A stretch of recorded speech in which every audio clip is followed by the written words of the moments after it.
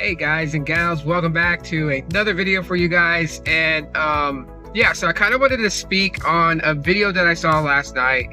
And shout out to Dalevon Digital.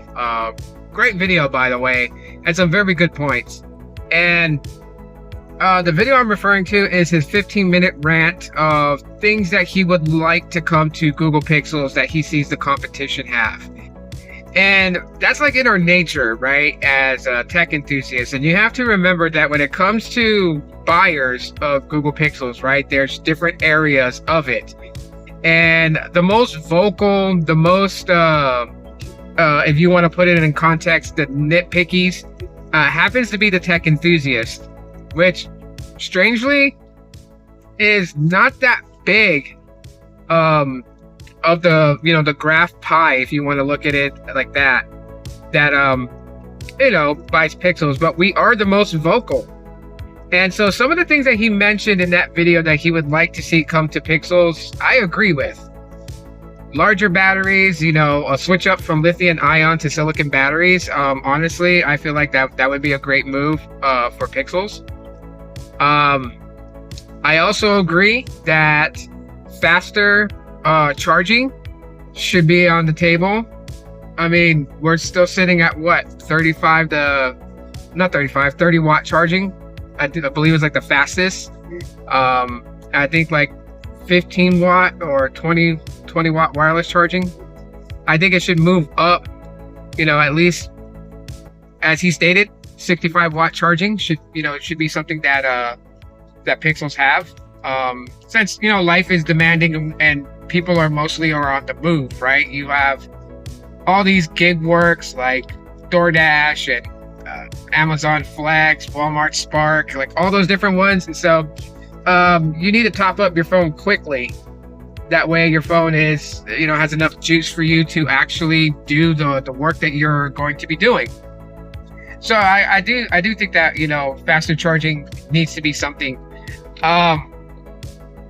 Also, proprietary features to specific sizes is one thing that I do agree with him on. That the Pro XL model shouldn't have a feature that the regular Pro won't get. Right? They're both Pro models, and the only difference really should be is the size of the phone in itself. Basically, the screen and the battery, and that should really be the only difference between the Pro model and the Pro XL model. But yeah. And even then, make those features trickle down to older Pixels too. I mean, I get why they don't do it right away, because obviously they do want people to upgrade and buy the latest Pixel phone that's out. And so if they make a lot of these new features you find in the latest Pixel phone automatically trickle down to older Pixels, then those who still have a Pixel 7 or, Pixel 6, Pixel 8 are not going to look to upgrade, because they get those same things. But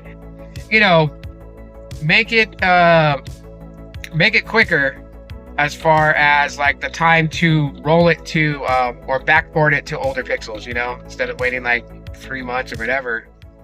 And of course the software update thing, I can kind of agree with that. Have it basically like ubiquitously update all Pixel phones when the new software version comes out.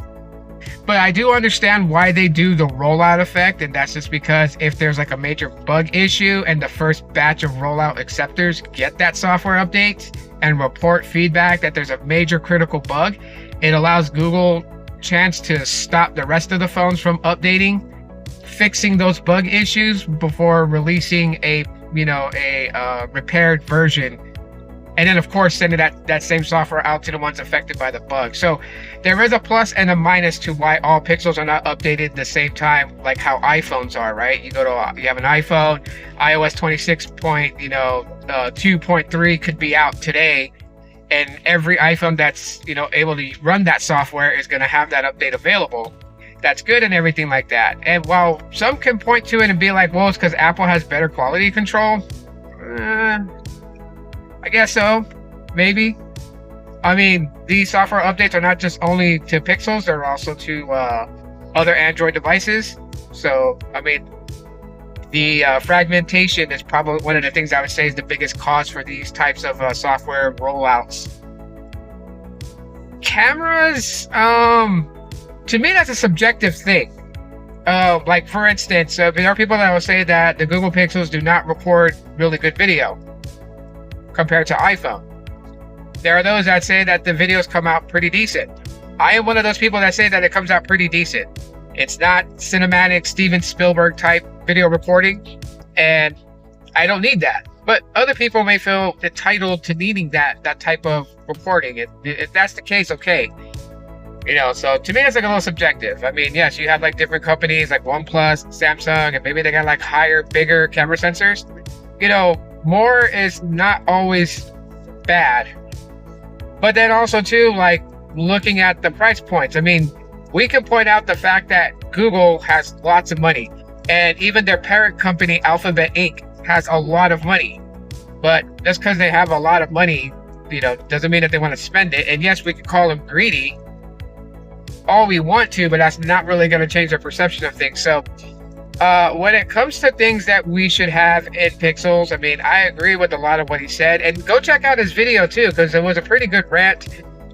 You know, and it just pretty much shows that while he is a Pixel fan like I am, he's kind of in the same boat as I am as well. Like, we will point out flaws and things wrong with Pixels. We're not that blind to make excuses just because we like the brand. So like, we like the brand, but I guess you could say that we're not brand loyalists, and that's okay. So what are some things you guys want to see added into Google Pixels to make the experience better, or for you to even want to pick one up and use one as your daily driver? Like, comment those in the comment section of the video. Thanks for checking out today's video, and shout out to my wife for keeping a straight face and not making me laugh as I'm recording this video, because I normally don't record in front of her because I get stage fright. So I'll talk to you guys later. Aloha.